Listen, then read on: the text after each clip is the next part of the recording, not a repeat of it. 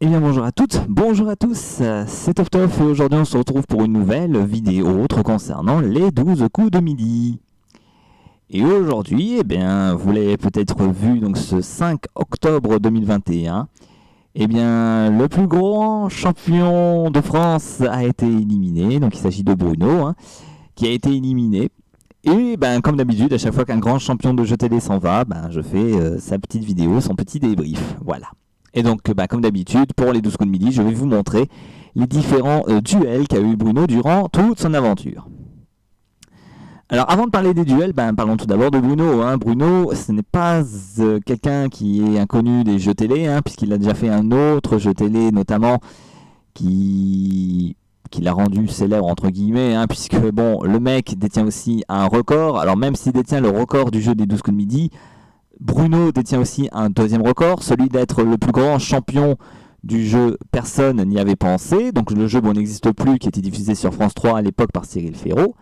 Et il a détenu ce record, donc en étant avec son collègue, je ne me rappelle plus de son prénom, désolé. Il est devenu, donc dans Personne n'y avait pensé, un grand gagnant, puisqu'il avait battu le record de gains dans cette émission. Et suite à ça, donc il est arrivé dans les 12 coups de midi, donc le 20 janvier 2021, et il a été éliminé donc ce 5 octobre 2021. Donc vous voyez quand même, il est resté quand même beaucoup de temps, il est resté quand même plus de 8 mois dans le jeu.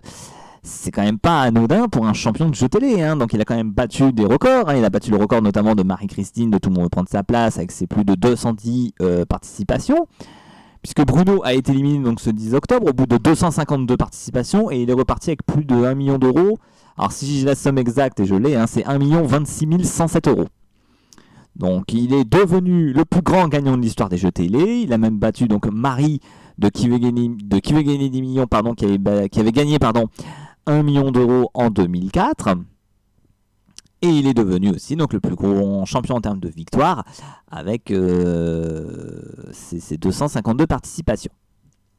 Mais sachez pour autant, et ça encore une fois on le dit beaucoup dans la presse, que le Bruno est devenu un champion du monde du record en victoire solo. Encore une fois, je le répète, non, Bruno ne détient pas du tout ce record, puisque je le rappelle, pour ceux qui n'auraient pas suivi les jeux télé mondiaux, qu'au mois de juillet, un mec qui s'appelle Pablo Diaz a fait 260 participations dans le jeu Passapalabra. Il faut quand même le repréciser. Donc Bruno n'a en aucun cas un record du monde en ce qui concerne les participations. Ça, je voulais vraiment le repréciser parce qu'on voit beaucoup dans la presse, dans les journaux, sur les réseaux sociaux, on voit beaucoup dire ouais, Bruno, c'est vraiment le recordman mondial de victoire solo. Mais non, ce n'est pas le cas. Faut quand même le repréciser que ce n'est pas le cas. Ce n'est pas le cas. Donc vérifiez-vous quand même vos sources avant de dire quoi que ce soit. Alors à moins que je me gourre complètement, et dans ce cas-là, huez-moi si vous le souhaitez, mais je ne pense pas me tromper. Regardez Pablo Diaz, Passapalabra, vous verrez qu'il a bel et bien 260 participations. Et 260 victoires, pour le coup. Donc Bruno, donc il est arrivé le 20 janvier dans les 12 coups de midi et on va parler donc de ses duels et de sa participation notamment aux 12 coups. Donc pour les duels, donc Bruno est arrivé le 20 janvier 2021, il a été pris en duel dès sa première participation et il est tombé sur cette question en tant que challenger. Quelle planète porte le nom du dieu des mers? Neptune, Jupiter, Vénus ou la Terre? Bon là une question vraiment simple, c'est Neptune bien évidemment. Alors je vais peut-être passer un peu vite sur le duel, de toute façon vous l'avez devant vos yeux à l'écran, donc je vous laisse lire. Voilà, on va revenir sur quelques-uns des duels, je ne vais pas tous y venir parce que Bruno a fait quand même 68 duels durant ses participations, durant ses 252 participations. C'est quand même beaucoup, donc je ne vais pas revenir en détail sur les 68 duels, pardon. Je vais vraiment faire au plus vite, parce que je ne sais même pas combien de temps va durer la vidéo, je vous le dis tout de suite, car il y a beaucoup à dire sur Bruno et les 12 coups, et on est déjà à 5 minutes. Donc voilà, on va essayer de faire un peu vite. Allez, troisième duel posé le 21 janvier. Quel syndrome porte le même nom qu'un écrivain français? Alors, je ne connais pas d'écrivain qui s'appelle Paris, ni vide. Donc, encore une question pas si évidente, mais des réponses bêtes, encore une fois. Quelle ville est située dans le Nord? Bon, Hasbrook, ça va, c'est assez simple. Qui est associé à la légende de Robin des Bois? Richard Cœur de Lion, bien sûr. À l'école, de qui étudie-t-on le théorème sur le triangle rectangle? Ça pareil, un primaire ou un collégien peut répondre correctement à la question sans problème. Quel film parle de voyage dans le temps? Qui n'a pas vu le film Les Visiteurs avec Jacques Houille et Christophe Clavier notamment et Jean Reno? Hein, très connu. On enchaîne ici. 12e duel. Qu'est-ce qui est à la fois une mer et un département? Le département de la mer Rouge, bien sûr. Donc, voilà. Quel animal nommé Blanquette est dévoré par un loup dans la plus célèbre nouvelle d'Alphonse Daudet? Qui ne connaît pas encore une fois la chèvre de Monsieur Seguin? Qui a une fille prénommée Mazarine? Bon, Mazarine Mitterrand, ça va, c'est pas trop dur. Alors, 17e duel. Ça, je vais vous dire des fois un truc. Pendant le jeu de Bruno, et même dans le jeu en lui-même, pas forcément que sur Bruno, mais à un moment donné, il y a des moments, quand un maître de midi est pris en duel, et qu'on voit les réponses, des fois j'essaie de deviner carrément la question qui va avec. Parce que vous savez, lors des duels, il y a d'abord les réponses qui sont affichées, puis après la question est posée. Et quand j'ai vu les 4 réponses, donc là, un livre de recettes, un manga, un atlas et un roman policier, moi, je vous jure que j'avais en tête comme question: quel titan de la mythologie grecque a-tu porté le monde sur ses épaules? Moi, je vous jure, je pensais que la question allait être ça. Et quand je vois la question, quel type de recueil porte le nom d'un des titans de la mythologie grecque, j'ai envie de vous dire, je me suis même pas trompé sur la question. Donc vous voyez, j'arrive des fois même à deviner la question avant même que celle-ci soit posée. Donc c'est quand même énorme. Ensuite, dans quel pays la Vuvuzela a-t-elle résonné de Johannesburg jusqu'au Cap? Donc là, si vous connaissez un minimum votre géographie, vous le savez, c'est pas trop dur. Ensuite, 20e duel. Dans quel groupe comique ont été révélés Marina Foïs, Jean-Paul Rouve et Maurice Barthélémy? Là, bon, si vous ne connaissez pas trop les gens, vous ne risquez pas de trouver. Mais le truc, c'est qu'encore une fois, sur les duels, il y a des photos qui vont avec. Et sur la photo des Robin des Bob, on voyait Marina Foïs, Jean-Paul Rouve et Maurice Barthélémy. Donc, encore une fois, la réponse est sur la photo. J'ai envie de dire, voilà, quoi, encore une fois, vous avantagez bien le maître de midi, les gars. Hein. C'est pas anodin. 21e duel. Qui a écrit Bilbo le Hobbit? Charles de Gaulle. Alfred Dreyfus. Non mais les gars, à un moment donné, encore une fois, c'est des questions complètement connes, quoi. Ça revient un petit peu aux questions. Enfin, la question est pas si simple, mais les réponses sont connes. C'est comme si je revenais à un duel, je crois, qui a été posé à Eric, ou qui était sélectionné dans l'équipe de France, Pablo Picasso ou Cyrano de Bergerac. Faut arrêter un moment les conneries, les gars. Faut arrêter. 22e duel. Alors pour ce 22e duel, posé le 13 avril, Bruno passe au rouge pour la première fois. Et voici la question sur laquelle le challenger a dû répondre. Quel État est entré à l'ONU en dernier? La Suède, la Suisse, la Serbie, la Slovaquie? Ça paraît, c'est une question pour moi que je trouve difficile. Alors après, encore une fois, c'est que mon avis, vous avez le droit de ne pas être d'accord. Mais quand je vois une question comme ça, pour moi, la question est difficile. Une question bien difficile pour avantager le maître de midi. Un petit peu dommage. 23e duel. Qui a épousé Daniel? Donc évidemment, c'est François Mitterrand. Mais encore une fois, mais vous pensez vraiment que les gars, les rédacteurs des questions ont de l'imagination? Je vous remets ici le 16e duel. Juste au-dessus de la coupe, là. 16e duel. Qui a une fille prénommée Mazarine? Réponse François Mitterrand.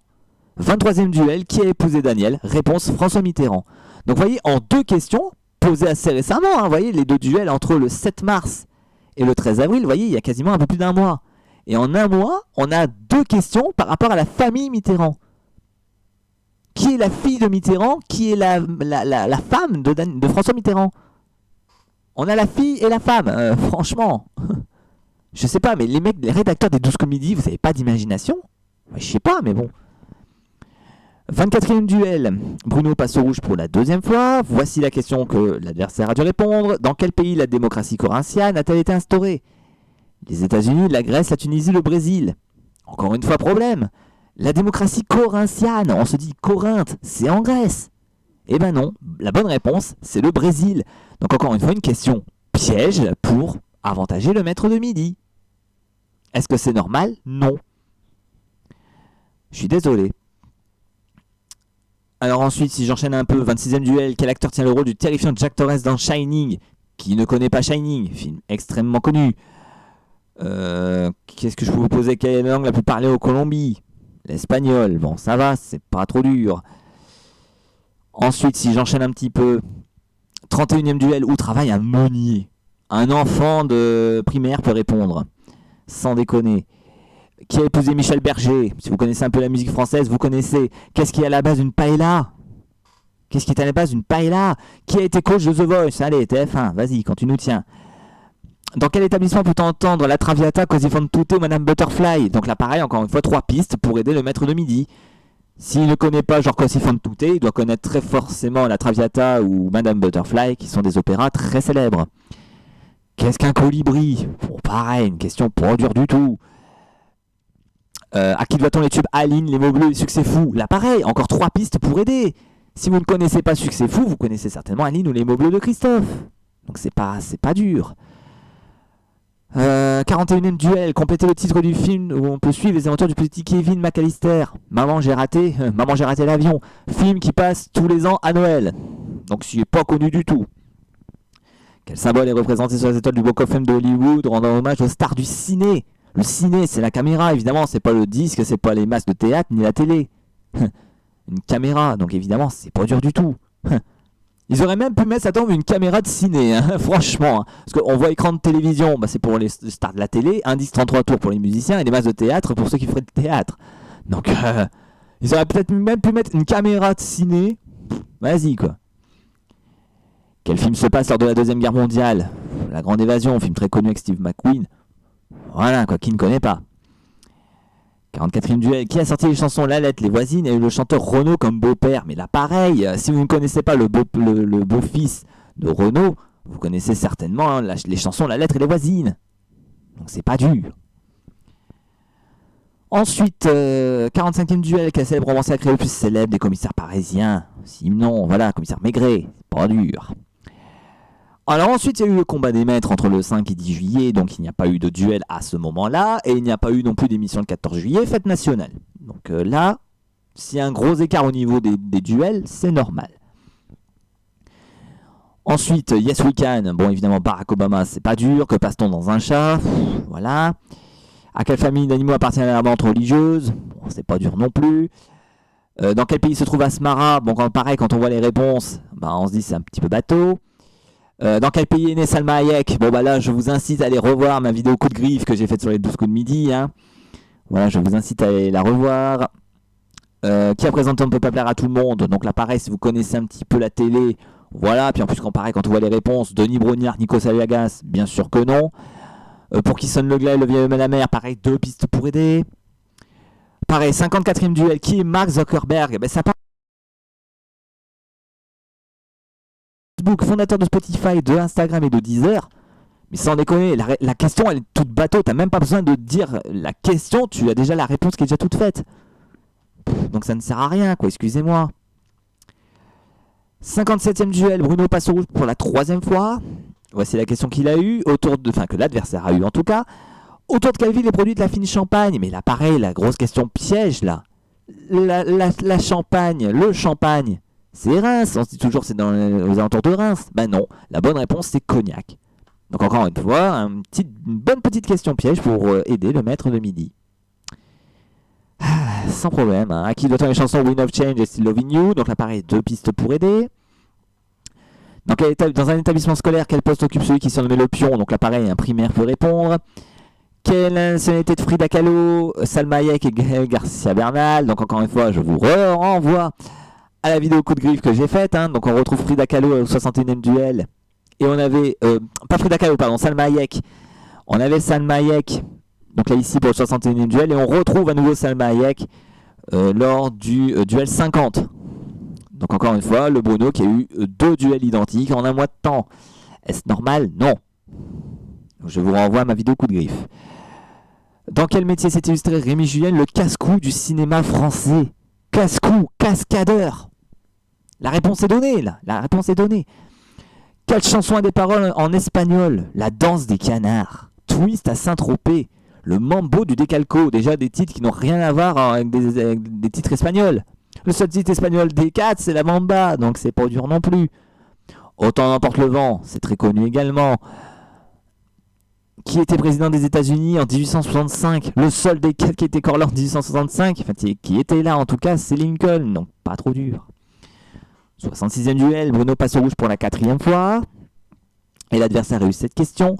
Qui a donné le premier concert retransmis en direct dans l'espace? Donc ça pareil, il fallait le savoir. Si vous ne savez pas, vous allez vous faire avoir. 67e duel, qui a joué pendant 10 ans le même rôle dans une série télé? Là, je trouve que la question est un peu plus dure. Parce que pour le coup, la personne qui ne connaît pas Friends Ça peut être soit les personnes un peu plus âgées, j'ai mon micro qui a coupé, je sais pas pourquoi. Donc soit la personne un peu plus âgée, soit les jeunes, les très jeunes qui ne connaissent pas Friends, ou ceux qui n'ont pas vu Friends, pour moi, eux ne peuvent pas répondre à la question. Donc là, c'était une question un peu plus corsée. Idem pour le 68e duel. Qui est une véritable noble russe? Mais ça paraît, c'est une question pas évidente. Mais ça, c'est dommage, parce que c'est qu'à la fin, vous voyez, où le maître de midi a des questions un peu plus corsées. Et c'est dommage, parce qu'on voit vraiment que Bruno a eu des questions corsées à la fin. Jamais au début. Donc comme d'habitude, ce que j'ai fait, c'est que j'ai réparti les duels dans les 4 catégories que vous connaissez, hein, donc primaire collégien, facile, difficile et piège. Et encore une fois, vous voyez que la majorité des questions se trouvent du côté gauche que du côté droit. Est-ce normal? Non, ce n'est pas normal. Ce n'est pas normal, d'autant plus que, je veux dire un truc concernant Bruno et les 12 coups de midi. Non, j'en parle après. Il a été pris en duel 64 fois, donc évidemment je ne compte pas les 4 fois où il est passé au rouge. Alors j'ai compté d'ailleurs la fois où il était pris en duel lors de sa première participation, j'aurais dû la compter, donc là il y a un petit quiproquo là, j'ai fait un petit quiproquo, je me rends compte un instant dans la vidéo, je m'en excuse. Bon, de toute façon la moyenne ne bouge pas beaucoup, ce qui fait que Bruno a été pris environ sur... Donc la moyenne de Bruno est de 1 sur 7.8. Sachant que les moyennes des maîtres de midi, des grands maîtres de midi, et vous le voyez juste en dessous avec Benoît, Léo, Paul et Eric, la moyenne s'élève aux alentours de 1.5. Bruno est à 1.7,5. Donc encore une fois, je trouve que le Bruno n'est pas pris souvent en duel. Et c'est un peu dommage. Le Bruno n'est pas pris en duel assez. Et vous voyez là, le Bruno, il a fait quasiment autant de duels que Paul, hein, puisque Paul avait fait 64 duels, je crois même 65, parce que je crois que j'en avais oublié un ou deux, bref. Et Bruno en a fait 68. Donc vous voyez que le Bruno a fait quasiment autant de duels que Paul en 100 participations supplémentaires. Et si vous voyez même avec Eric, il avait fait 93 duels en 199 participations. Bruno en a fait lui que 68 en 252 participations. Donc vous voyez qu'en 60 participations de plus, enfin 50, en 50 participations de plus, Bruno a fait 25 duels de moins qu'Eric. Donc encore une fois, Bruno il n'est pas souvent pris en duel, mais ça c'est pas de la faute de la prod ni de Bruno, hein. C'est de la faute encore une fois des gens qui ne veulent pas prendre le maître de midi 2 en duel parce qu'ils ont peur. Et vous le voyez en plus au-dessus, j'ai mis en plus les moyennes par rapport aux différents mois qu'a passé Bruno dans le jeu. Donc au mois de janvier, Bruno a fait 11 jours d'émission, hein, du 20 janvier au 31. Il a été pris 4 fois en duel, soit 22 duels possibles, ce qui fait une moyenne de 1 sur 5,5. C'est quoi? Un duel toutes les 3 émissions. En février, Bruno a fait 10 duels en 28 jours qu'a compté le mois de février, soit 56 duels au total, ce qui fait une moyenne de 1 sur 5,6. Pour l'instant, les moyennes sont respectées. Mais là, regardez au mois de mars. Au mois de mars, Bruno n'a fait que 4 duels. Oui, mesdames et messieurs, Bruno n'a fait que 4 duels. Je vais essayer de vous le remettre. La page, voilà, ici. Vous voyez qu'au mois de mars, Bruno n'a fait que 4 duels. Le 7, le 10, le 22, le 27. Que 4 duels seulement en 31 jours de participation, soit 62 duels. Ce qui fait une moyenne de 1 sur 15,5, ce qui fait environ un duel toutes les 8 émissions. Au mois de mars, Bruno n'aurait été pris qu'une fois en duel par semaine. Mais c'est très faible, c'est extrêmement faiblard. Au mois d'avril, Bruno a fait 8 duels. Au mois de mai, idem. Au mois de mai, Bruno n'aura fait que 3 duels au mois de mai. En fait, je vais essayer de le voir retrouver. Voilà, c'est ici. Voilà, il a fait le 11 mai, le 17 mai et le 28 mai. Bruno n'aura fait que 3 duels au mois de mai. Ce qui fait une moyenne de 1 duel toutes les 10 émissions au mois de mai. Un petit peu faible, hein. Mois de juin, 12 duels, moyenne respectée. Mois de juillet, pareil, 5 duels seulement. Alors là, la moyenne est de 1 sur 9,6, mais c'est encore une fois très léger. Au mois d'août, 10 duels. Au mois de septembre, pareil, au mois de septembre, 5 duels seulement faits par Bruno. 5 duels au mois de septembre, vous le voyez ici. Sans compter celui qui est passé au rouge, hein, je ne le compte pas. Mais voyez, 5 duels seulement, il a été pris que 5 fois. Donc ça fait encore une moyenne de 1 sur 11,8, c'est énorme. Et en octobre, donc 2 duels en 5 jours. Mais voyez encore une fois le problème du jeu, notamment au niveau du duel. Donc le Bruno, il a été pris que 64 fois en duel. Il a fait 68 duels en 250 participations. Ce qui signifie que le Bono, si je ne compte pas les fois où il est passé où il a été pris 2 fois en duel, ce qui signifie que pendant quasiment 190 participations, le Bono était déjà en coup fatal sans rien faire. Puisque personne ne le prend en duel et il passe pas au rouge. Donc le problème est là. Encore une fois, le problème est là. C'est dommage, hein, mais encore une fois, c'est ni de la faute de la prod, ni de la faute de Bono. C'est de la faute des candidats qui n'osent pas défier le maître de midi en duel. Mais pas que. Moi j'ai envie de dire, c'est peut-être aussi un petit peu de la faute de M. Reichmann. Puisqu'encore une fois, n'oubliez pas que les adversaires de Bono ont des fois eux aussi des duels difficiles. Quand ce n'est pas Bono qui doit y répondre. Et quasiment à 80% du temps, Jean-Luc Reichmann, qu'est-ce qu'il fait quand il y a une question un peu plus corsée qui se pointe? Il se tourne directement vers Bono pour qu'il réponde à la question. Et évidemment, comme 80% du temps, la télé, les gens le voient en train de bien répondre, ils ne vont pas le défier. Les gens qui le voient depuis le mois de janvier-février, quand ils doivent le défier, quand c'est eux qui sont dans l'émission aux alentours du mois de juillet-août, quand je l'ai vu moi à la télé, qui répond tout le temps à des questions pièges et complètement difficiles, ça me donne pas envie de le prendre en duel. Hein. Donc il faut faire attention de ce côté-là. Donc au final, pour dire quoi? Donc Bruno, il a gagné quand même plus de 1 million d'euros. D'ailleurs, j'ai même fait la répartition ici, puisque Bruno a gagné a eu 9 étoiles mystérieuses. Donc vous voyez, j'ai fait même le total des étoiles mystérieuses. Donc avec notamment l'étoile de l'été, qui a quand même rapporté plus de 76 000 euros. Donc ce qui fait que Bruno, dans son aventure, va repartir avec 325 807 euros de cadeaux et plus de 700 000 euros de gains. Donc voilà la répartie. Bon, pareil, autre chose qui m'a choqué un peu, c'est encore une fois ces étoiles mystérieuses. Oui, les balaises pour les trouver avant qu'elles se découvrent totalement, ça je suis d'accord. En revanche, 9 étoiles mystérieuses. Mais vous trouvez pas ça énorme? Et trop? 9 étoiles mystérieuses. Mais encore une fois, c'est ce que j'avais dit lors de ma vidéo coup de griffe. Mais pensez-vous que le Bruno, qu'est-ce qu'il va faire de ces 9 bagnoles? Mais il va les revendre. Il va pas garder 9 bagnoles pour lui, ou il va les donner à ses amis, ou à sa famille. Mais en aucun cas va les garder. Moi j'ai envie de vous faire une petite comparaison avec le juste prix. À l'époque de Philippe Risoli, ou même à l'époque de Vincent Lagaffe, est-ce que vous aurez trouvé ça normal qu'un mec pouvait revenir autant de fois qu'il voulait et qu'un mec pouvait gagner genre 9 vitrines? Mais non, c'est pas normal, bien sûr que non. Donc il y a des fois un petit souci. Donc quand on voit le Bruno qui dit j'ai gagné 9 voitures, j'ai gagné 9 télés, j'ai gagné 5 Nintendo Switch, j'ai gagné 5 poufs, j'ai gagné 2 barbecues, mais sans déconner, mais qu'est-ce qu'un mec va foutre de tout ça? Moi je sais pas hein. Et moi c'est un petit peu des fois les questions que je me pose. C'est-à-dire que les mecs qui gagnent vraiment 9 étoiles mystérieuses comme Bruno, mais comment ils gagnent leurs cadeaux? C'est-à-dire qu'il y a les camions qui viennent apporter les cadeaux au fur et à mesure? Ou comment ça se passe? Moi j'aimerais bien être curieux. Si vous avez la réponse, n'hésitez pas à me le dire en commentaire. Mais je suis assez curieux de savoir comment les cadeaux sont donnés aux candidats.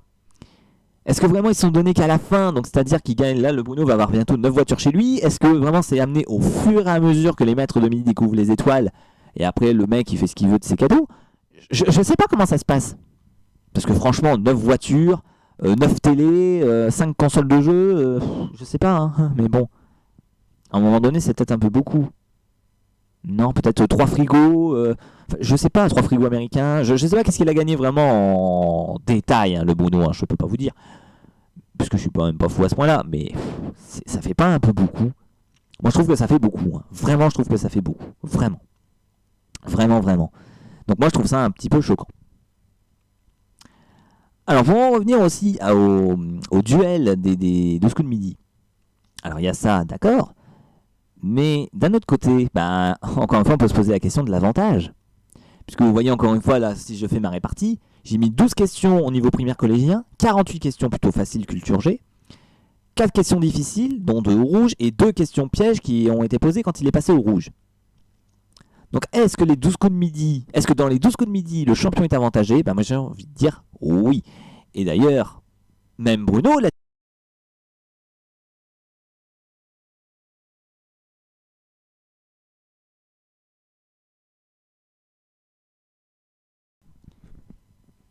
Voilà, excusez-moi encore, mon micro vient de se recouper. Je sais pas qu'est-ce qu'il a mon micro à se couper comme ça, mais voilà, je m'en excuse. Donc oui, donc Bruno, il l'a dit lui-même qu'il était avantagé. Il l'a dit lui-même. Et c'est pas normal. Moi, je trouve ça pas normal parce que, vous voyez, des gens comme Paul, qui est avantagé, qu'il a dit lui-même qu'il y a eu pas mal de questions histoire pour être avantagé. Quand on voit que le Bruno, il dit oui, j'étais avantagé parce que j'ai eu plus de questions culture G que les autres. Bien sûr. Mais là où je vais pas être d'accord avec Bruno, c'est que récemment, dans TV Magazine, il a dit que dans tous les jeux à champion quels qu'ils soient, le champion a l'avantage. Et il a donné notamment 2 exemples. N'oubliez pas les paroles et tout le monde veut prendre sa place. Là, je suis d'accord avec Bruno sur ce point. C'est-à-dire que dans tout le monde veut prendre sa place, ou même dans N'oubliez pas les paroles, le champion a l'avantage. Ça, c'est un fait, et il n'y a pas de problème là-dessus. C'est logique en même temps. Car je prends le cas par exemple de tout le monde prendre sa place, le champion il fait que la finale, il choisit son thème à lui et pour son challenger, en cas d'égalité il reste champion, c'est logique. Donc n'oubliez pas les paroles idem, le champion, celui qui prend le thème à 50 points et à 30 points et qui fait la même chanson par cœur, le challenger peut faire ce qu'il veut, il a perdu. Mais de là à dire que tous les jeux à champion sont de dire que tous les jeux à champion donnent l'avantage au champion, là je suis pas d'accord. Prenez par exemple le jeu Question pour un champion. Dans Question pour un champion, excusez-moi,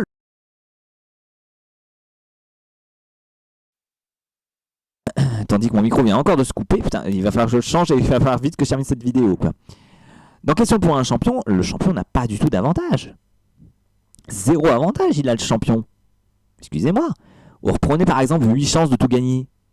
Sur France 3, dans 8 chances de tout gagner, les champions n'ont pas d'avantage. Et d'ailleurs, tiens, pour en revenir au jeu à champion, je ne sais pas si vous l'avez remarqué, mais en ce moment, on a quand même énormément de champions des 12 coups de midi qui font les autres jeux. Je ne sais pas si vous l'avez remarqué. Récemment, on a eu qui? On a eu Tristan, pareil, champion des 12 coups de midi, qui a fait récemment Tout le monde a son mot à dire. On a en ce moment les 2 champions de 8 chances de tout gagner, je ne me rappelle plus de leur prénom, pareil, qui sont des anciens champions des 12 coups de midi. On a eu dans Question pour un super champion, Xavier, qui, voilà, celui qu'on connaît tous, que j'admire particulièrement, voilà, qui a fait Question pour un super champion. On a eu également Benoît, qui lui aussi a fait Question pour un super champion et qui également est un grand champion des 12 coups de midi. D'ailleurs, que vous voyez ici, Benoît. Et on a eu, je crois aussi très récemment, il me semble, dans Question pour un champion, un certain Timothée, pareil, qui était récemment dans Question pour un champion. Donc encore une fois, on a beaucoup de champions des 12 coups qui font d'autres jeux. Bon, ils font ce qu'ils veulent, mais pareil, j'ai envie de dire, est-ce que je trouve ça normal que c'est toujours les mêmes têtes qui passent à la télé? Et d'autant plus que là, on a eu quasiment dans un court laps de temps que des grands champions des 12 coups. Ça pareil, ça me choque aussi un petit peu, excusez-moi. Et pour en revenir à la Question pour un champion, et notamment à Timothée, lui aussi a dit dans une interview, c'est beaucoup plus difficile d'être champion à Question pour un champion que d'être champion des 12 coups de midi. Pourquoi? Peut-être tout simplement parce que le champion de Question pour un champion n'est pas avantagé du tout, tandis que le champion des 12 coups a lui peut-être un petit avantage. Donc voilà encore une fois un truc qui me choque un peu. Et oui les gars, et oui, il faut le dire. Il faut le dire. Et moi j'ose le dire. Alors vous allez peut-être pas être d'accord avec moi, je vous comprends. D'ailleurs n'hésitez pas à me dire en commentaire votre ressenti. Voilà, même si vraiment cette vidéo ne vous plaît pas, mettez les griffes rouges, moi, vous inquiétez pas, il n'y a pas de souci. Moi je respecte votre choix, il n'y a pas de problème. Mais en tout cas, voilà, moi, mon ressenti, mon propre ressenti que j'ai sur ce jeu, quoi. Encore une fois, je trouve que le champion a un avantage qui ne doit pas être donné, et je trouve ça vraiment dommage.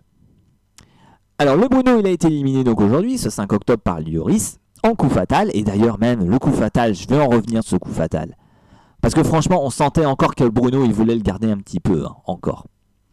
Parce que lorsque vous voyez le coup fatal, je trouve que, excusez-moi de le dire, que le Lioris a eu vraiment des questions beaucoup plus difficiles que le Bruno sur ce coup-là. Je vous ai pas mis les questions du coup fatal, mais franchement, si vous pouvez regarder ce coup fatal, et vous verrez qu'il y a un petit souci.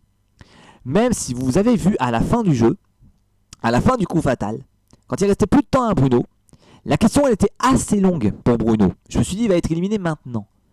Eh ben non, puisque même en coup fatal, le Bruno, vous voyez, il a même répondu avant la fin de l'énoncé de la question par Jean-Luc Reichmann. Et on dit toujours dans le jeu, vous devez toujours attendre la fin de l'énoncé de la question pour répondre à la question.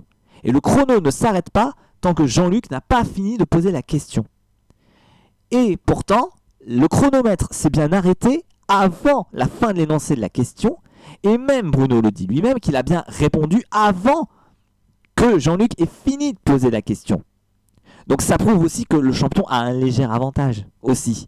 Il voulait le garder, on sent qu'il voulait quand même le garder. À un moment on dit allez top, et hop, allez vas-y je te réponds. Ah non j'ai pas fini, mais le chrono s'est quand même arrêté. Donc encore une fois au niveau chrono il y a des petits problèmes. Hein. Franchement je vous dis il y a des petits problèmes. Revoyez l'émission et franchement, me dites pas qu'il y a des problèmes car pour moi il y en a. Bon en tout cas maintenant que Bruno est éliminé, je vais pas dire que j'en suis ravi. J'aurais aimé qu'il aille vraiment aussi plus loin possible, Bruno. Bien sûr, j'aurais aimé qu'il fasse, comme j'ai dit, 300 participations, même un an dans le jeu. Ça m'aurait fait ni chaud ni froid. Mais maintenant qu'il est le plus grand champion du jeu, bon, je suppose, de toute façon, on va le retrouver là dans toutes les émissions, et je dis bien toutes les émissions spéciales, sur les 12 coups de midi, hein, que ce soit les émissions spéciales Noël, spéciales été, spéciales rentrée, tout le bazar, hein, parce que maintenant qu'il est numéro 1 avec 250 participations, j'ignore qui va battre ce record. Parce qu'encore une fois, pour battre ce record, il faudrait que le prochain grand maître de midi reste pendant 8 mois dans le jeu. Donc je me pose vraiment la question, qui franchement peut battre ce record? Je me pose des questions. Vraiment, je me pose des questions. Peut-être un champion des jeux télé, déjà un grand champion de jeux télé, peut-être qu'il peut le faire. D'autant plus que, je le rappelle, Bruno est quand même aussi un grand champion de 2 jeux télé différents, hein, que soit personne n'y avait pensé, les 12 coups de midi. Donc peut-être que ça va arriver, j'en sais rien. Ce sera une affaire à suivre en tout cas. Que dire de plus? Je crois que ça va être à peu près tout, hein, parce qu'on est déjà quand même à 30 minutes. Hein, je ne sais pas que la vidéo non plus s'éternise. Donc je pense qu'on va s'arrêter là. Hein. De toute façon, vous avez vu tous les duels de Bruno. Vous avez vu le principal, vous avez eu mon ressenti. Donc voilà, surtout... N'hésitez pas à me dire encore une fois en commentaire ce que vous en pensez, et encore une fois de la participation de Bruno dans les 12 coups de midi, ce que vous pensez de lui, ce que vous pensez des duels qu'il a eu, si vraiment c'est mérité qu'il a eu son million d'euros, enfin voilà. N'hésitez pas à dire tout ça en commentaire, et je me ferai une joie d'y répondre. Hein. De toute façon à chaque commentaire j'y réponds, hein, sauf commentaire haineux bien sûr, hein, je ne veux pas de commentaires haineux. Vous pouvez bien sûr exprimer votre mécontentement ou votre désaccord en tout cas avec ce que j'ai dit, mais en aucun cas ne le faites pas dans la haine. Vous pouvez mettre des griffes rouges encore une fois si vous le souhaitez. Moi ça me fait ni chaud ni froid, mais en aucun cas ne soyez pas haineux et injurieux. Voilà, vous avez le droit d'être en désaccord, c'est ce que je vous dis, mais en aucun cas ne soyez pas injurieux. Voilà, allez on va s'arrêter là. Donc c'était Top Top donc, pour cette vidéo autre donc sur les 12 coups de midi, sur l'élimination de Bruno et les duels de Bruno. J'espère que cette vidéo vous aura plu. Et quant à nous, eh bien on se retrouvera bien très prochainement pour une nouvelle vidéo. Et en attendant, moi je vous dis à la prochaine tout le monde.